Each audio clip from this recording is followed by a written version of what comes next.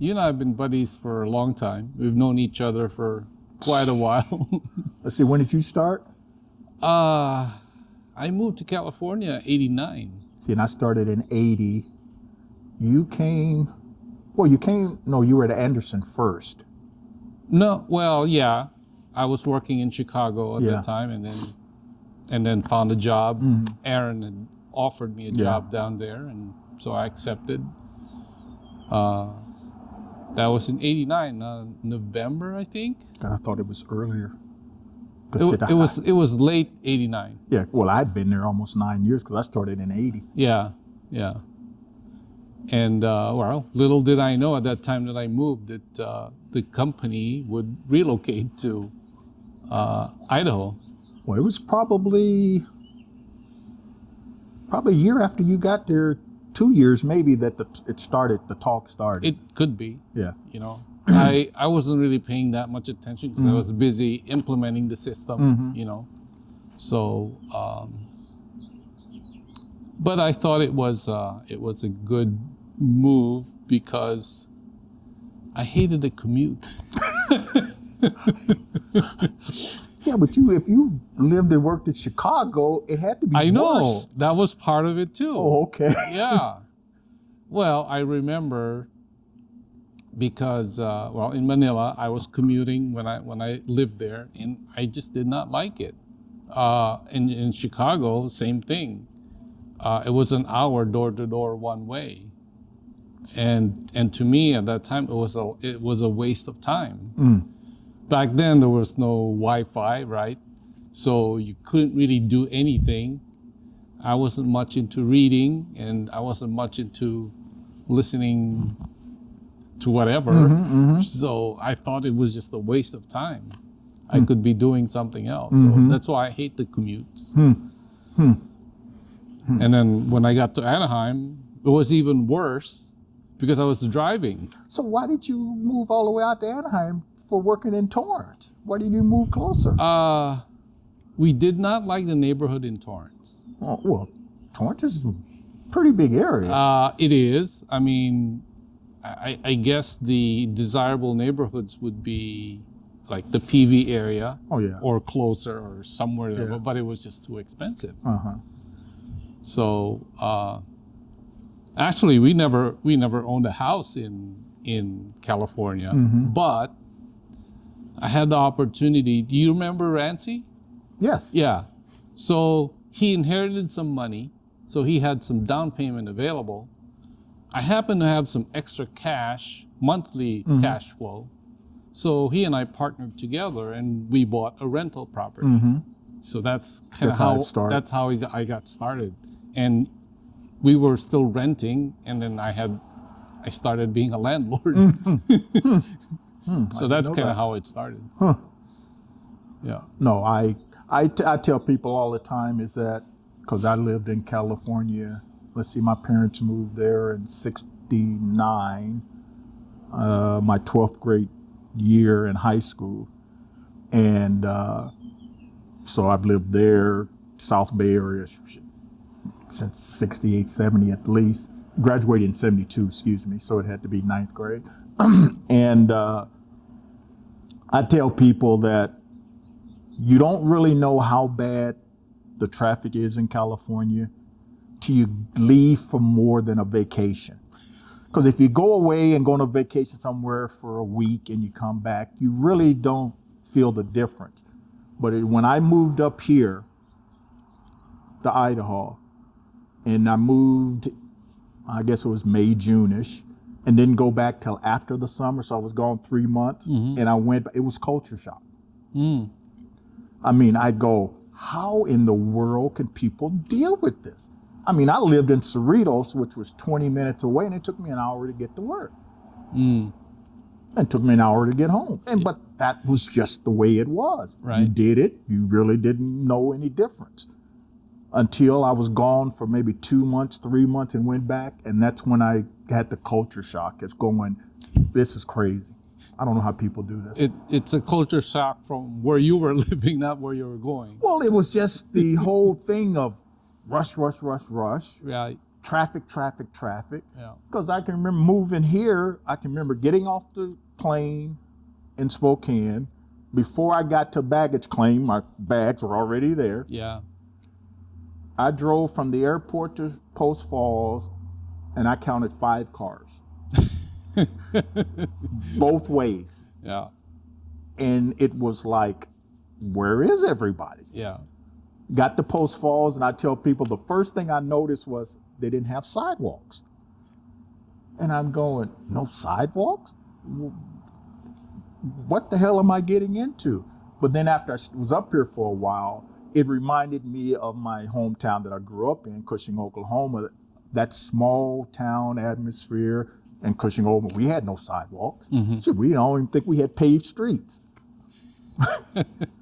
And so that's what, kind of got me hooked about the place. It was small, I enjoyed it. People were nice, even though it wasn't a lot of my kind up here. That didn't bother me. And I spent a lot of time in Spokane, the wife and I. The Spokane, before they had the Valley Mall, obviously, we used to go to Northtown all the time. Yeah. Because that's where you had to go if you wanted to go shop, because Silver Lake Mall wasn't there. Post Falls had no McDonald's. It only had 2 grocery stores. And that was fine. Yeah. Yeah. So back then, there was not a lot of people. Population of Post Falls was like 5,000, wasn't it? Something like that. That was probably a lot. Yeah. Yeah. And it was a sleepy town. And I remember the outlet mall, they had so much promise. Oh, yeah. When we first moved in. That was the shopping place. Right. But then over the years, it kind of deteriorated. Well, when they opened Silver Lake Mall, and then they opened the Valley Mall, and then the exchange rate got more closer, because exchange rate, every weekend you'd see bus loads of Canadians coming down and doing their shopping. Yeah. Well, then when they kind of lost that, and then people around here had 2 other places to go that were closer than Northtown, then you start seeing stores close up. Yeah. But it's still functioning over there. There's still stores there. Yeah, there are still stores, and I think some of them have been converted to offices or something. Yeah, the gun holster place is over there. Okay. Yeah. Oh, that's kind of their... That's their home office now. Oh, okay. Yeah. Okay. Yeah. Can't remember the name of the company, but that's who's over there. Yeah. Okay, so other than the small town feel, what else did you like about the area? Golf. Golf? I had just gotten into golf probably mid-'80s. Okay. Because my sports were basketball, baseball, football. I played those in high school, Locke High School. And during that time span, and for, my friend and stuff, golf was not the sport. Okay, sure. You saw guys out there in these plaid pants chasing a white golf ball that they hit, and I go, why would you want to do something like that? Didn't dress right, didn't look cool, so it wasn't my deal. So same here. Well, by then I was an avid golfer. Oh. Because I started, I'm going to say 88, 89. A buddy from Harper's by the name of Jeff Blackstone took me to the driving range, and I got hooked. And that's how I started playing golf. But golf in California at the time,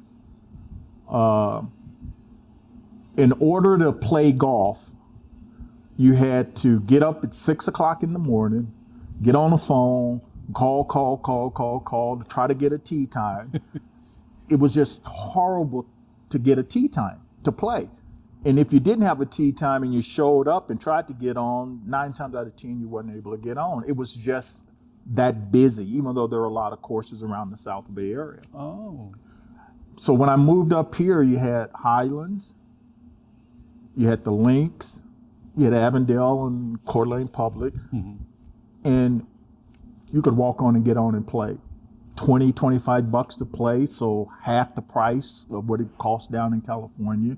So ease to get on, plentiful golf courses. Winter didn't really bother me. God, I had snow before. Right. Kind of like the Four Seasons. Yeah. Small town. People were great.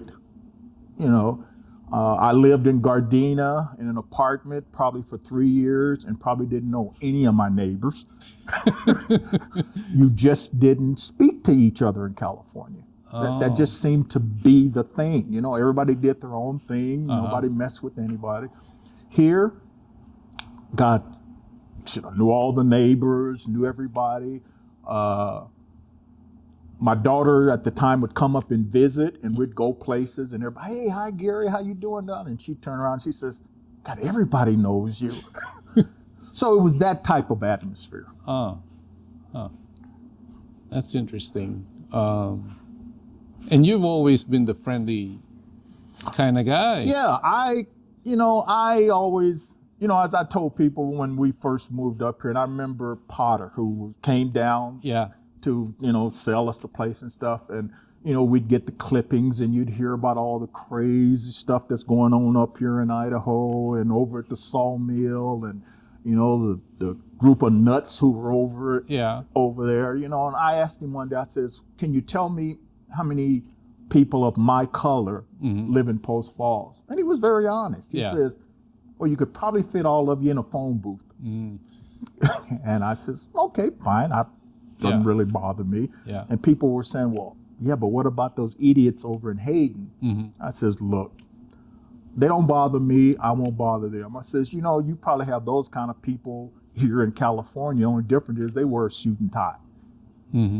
So that's not a reason for me not to move up here.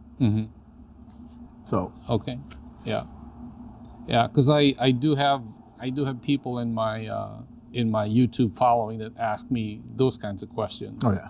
I mean, they see that I'm a minority, and one of the first questions they ask me, well, how is it like to be Asian over there? And I told them that I never felt any different. Nope. I not only been a minority, but in an interracial marriage. So I had 2 strikes against me. I guess I had 3. I came from California. And at the time, that was the biggest complaint about coming from California. Yeah. It wasn't about the color of my skin or who I was married to. Yeah. So, everybody's from somewhere. Yeah. Yeah.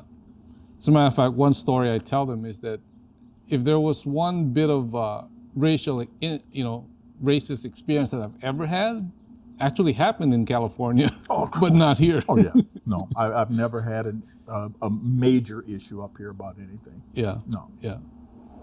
Okay. So, any other thing that's your favorite about the area? So you said golf. You said small Four town. Seasons, people.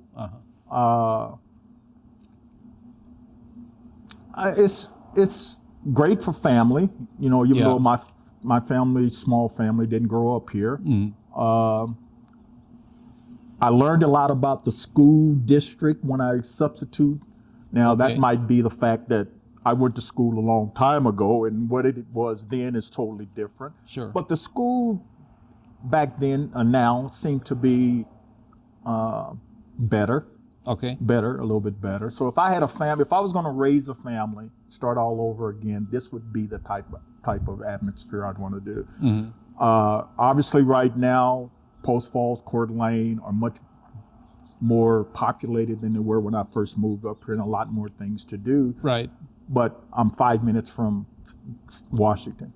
So if I need to get to Washington, it's not like I'm in California and I got to drive to Vegas. Yeah. I can go to the casino over in Worley, or you can go to the casino up in Arroway Heights. And if that's your, you want to do, then you can do that. Yeah. There are a lot of things to do. I'm not a winter person, so I don't snowboard, don't ski. But if you're an outdoor person, if you like to hunt, you like to swim, you like to boat, you like to fish, hike, this is the place. Yeah. Yeah. Yeah. Okay. So What would you say are your least favorite things about the area?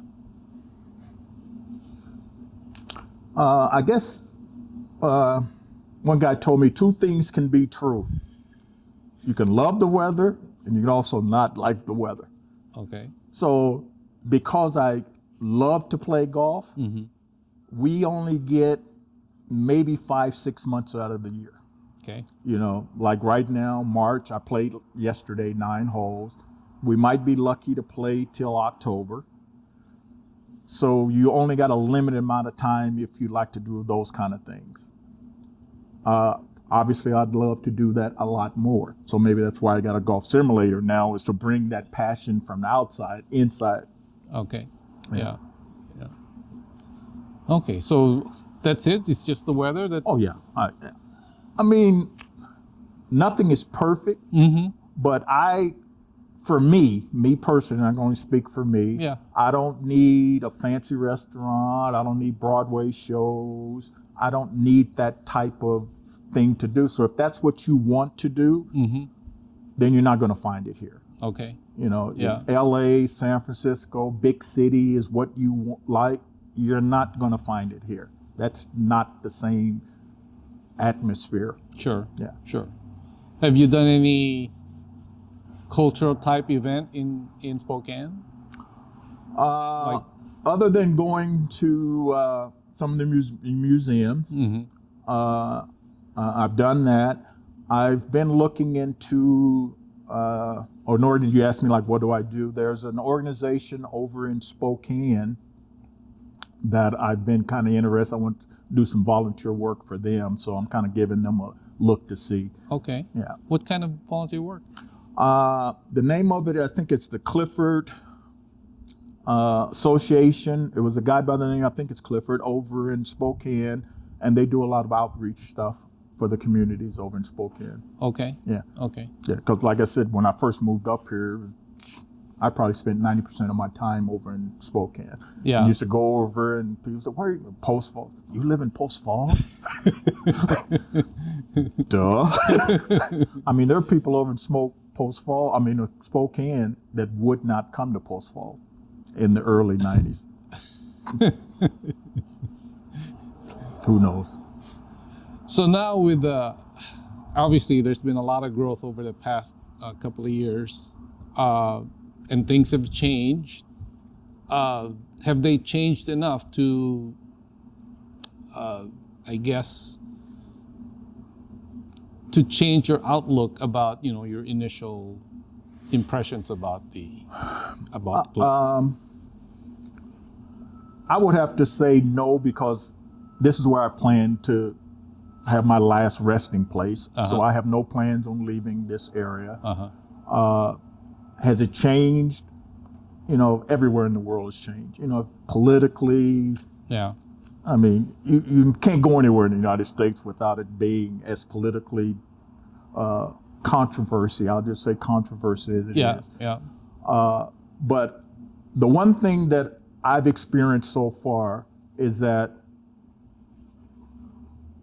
I've had conversations. I don't mind having a conversation with somebody about my opinion about political or social, if you want to listen. Sure. And have a conversation. Sure. If you don't want to listen, then there's no point in having a conversation. Correct.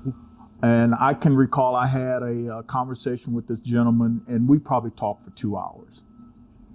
And about the social situation by minorities all over the world.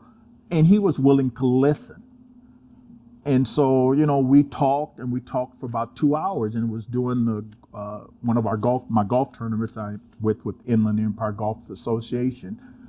And, you know, he was very open-minded. Hey, you know, God, I really appreciate this, you know, and I really wish you could, you know, tell me more and teach me more. And I says, okay, I'm going to tell you the same thing I tell everybody else. Yeah. It is not my job as a minority to educate you.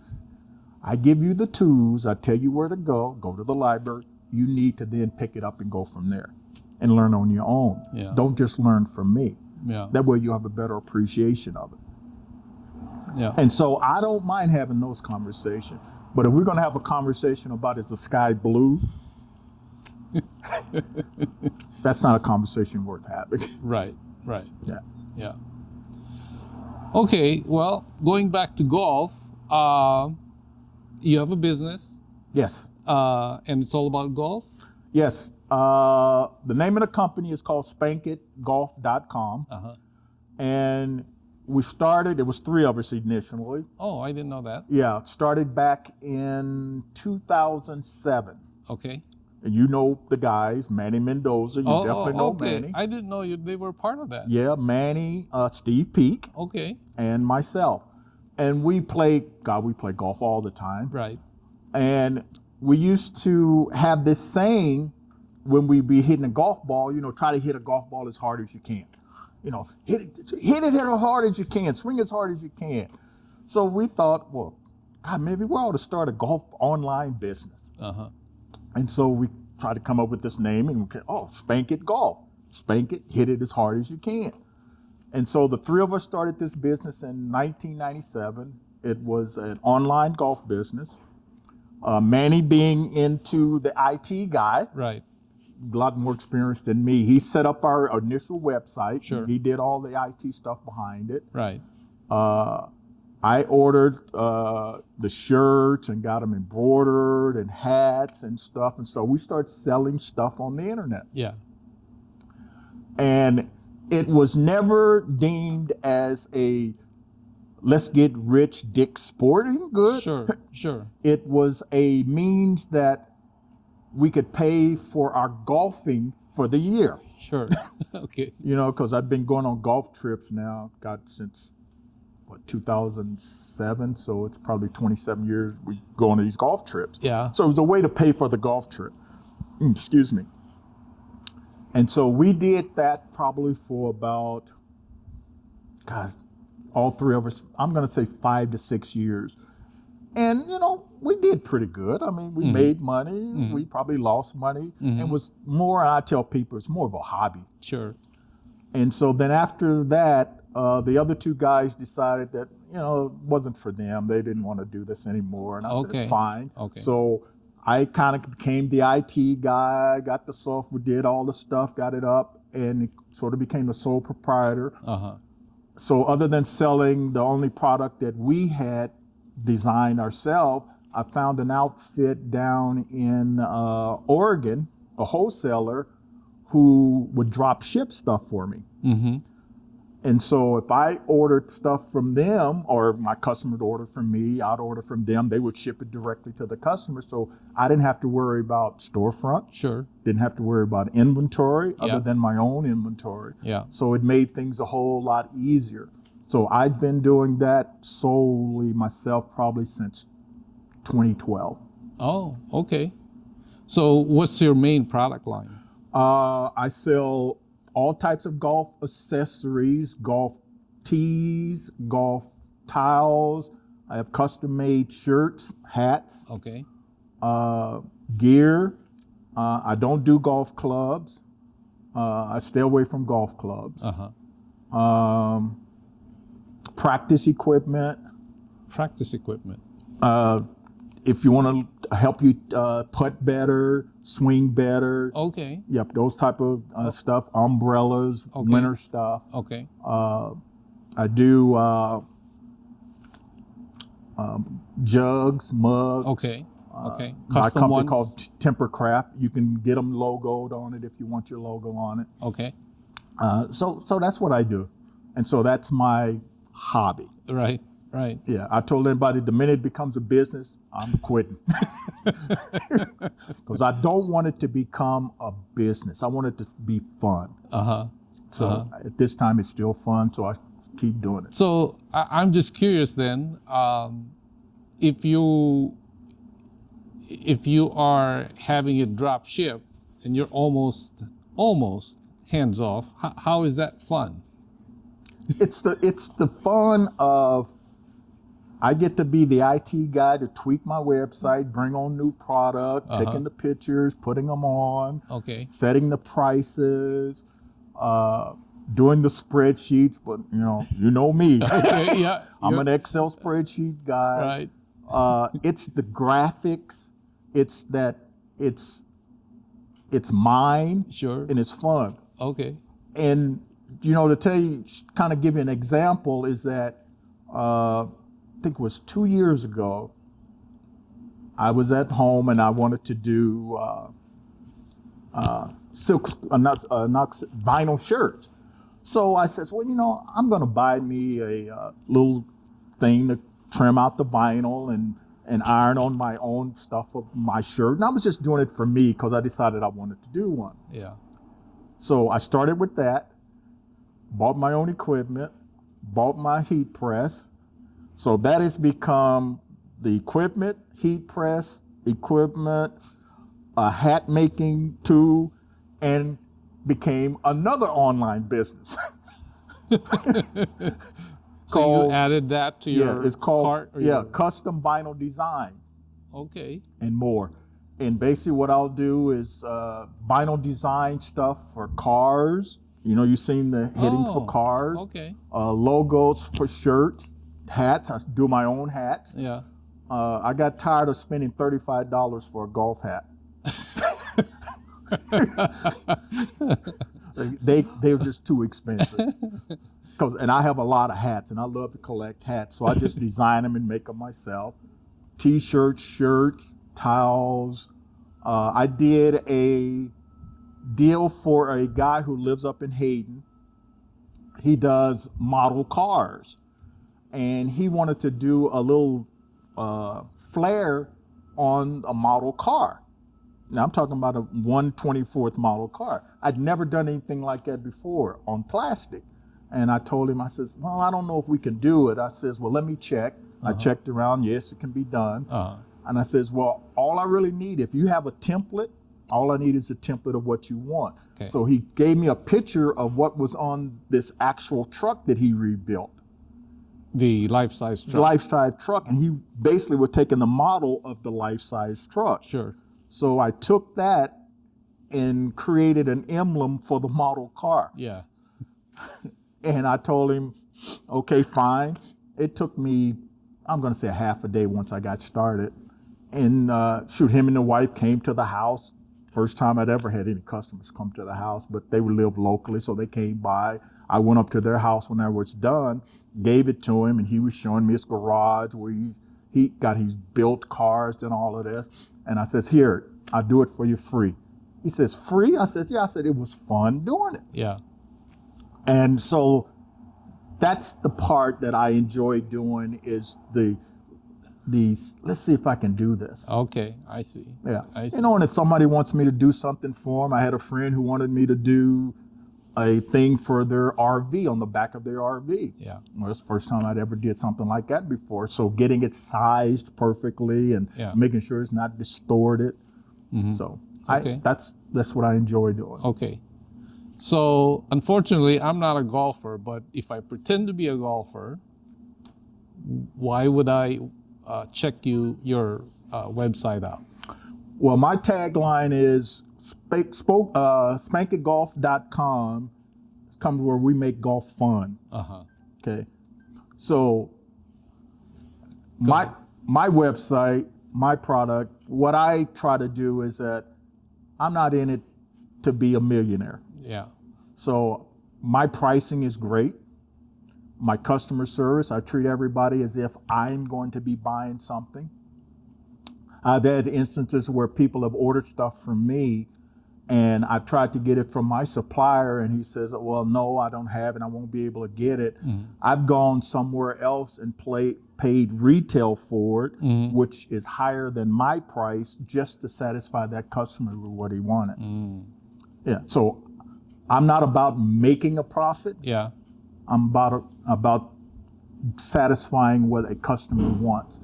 And that's why I don't carry a lot of stuff. I'm not a Dick's Sporting Good, but if you want good quality product, and it's name brand product, right, at a price that's more than comparable than anybody online, mm-hmm. I'm here. Yeah. Okay. Okay, and like you said, your website is Spankit Dash golf golf. dot, yeah, spankit-golf.com.